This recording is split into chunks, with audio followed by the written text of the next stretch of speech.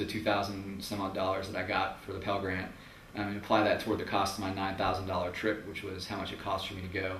The good thing is that if you have need and merit, you can achieve both of those things. Because I was using ISA, which is an independent program provider, I could apply any kind of scholarships and financial aid that I got toward the cost of my program. To fund my trip, I actually was honored to receive the Benjamin A. Gilman Scholarship and the Freeman Asia Scholarship. Both of these covered the complete cost of my trip. It really helped me make it out there and also be able to visit Hong Kong to see my grandmother for the first time, travel to Shanghai, and live in Beijing without worrying about costs. Essentially, with the right planning and effort, you can get funding. The study abroad office is giving huge amounts of scholarships because they understand how important it is. Actually, some of our student fees go to study abroad scholarships every semester, so I mean, why not use it?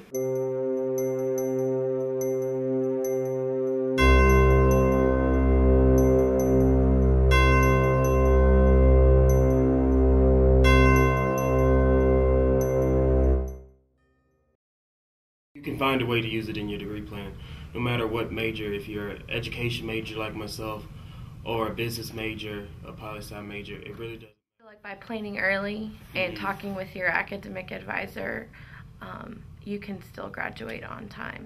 While I was abroad and having fun, I was also knocking out a good chunk of my course load here at A&M as well. And I get to travel, I get to go somewhere and learn different things about a culture that I knew nothing about, and a people that I knew nothing about, and so it was very genuine and beneficial to me. And so the classes, I took 6 hours and I got credit for all of them. And I also got my certificate of international business, which was really cool. And I think that'll help me just in my career goals because the classes that I took there, you can't really gain that experience and that culture through sitting in a classroom at Texas A&M.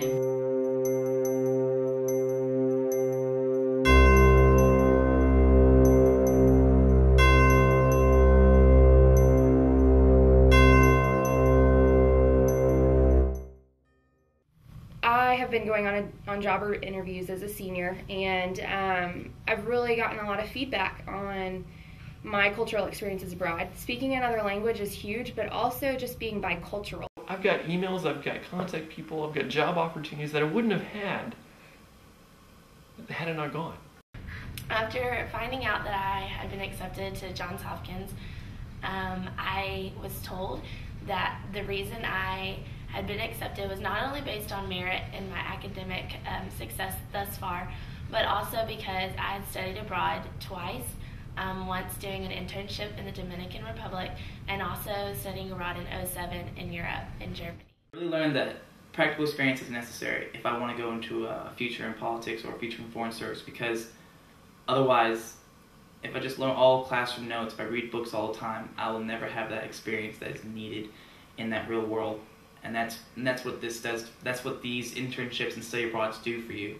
If you really want a good job, a good career, you need to have an international background. The cost should not be a factor anymore for people wanting to go study abroad. I think if you put in the time and the effort and you really look for the scholarships that are out there, I think that it's very beneficial and very easy almost for you to study abroad. Whether it's an independent program or faculty-led, or find something you really want to do passionately. If your heart's in it, then you'll find a way to make it happen.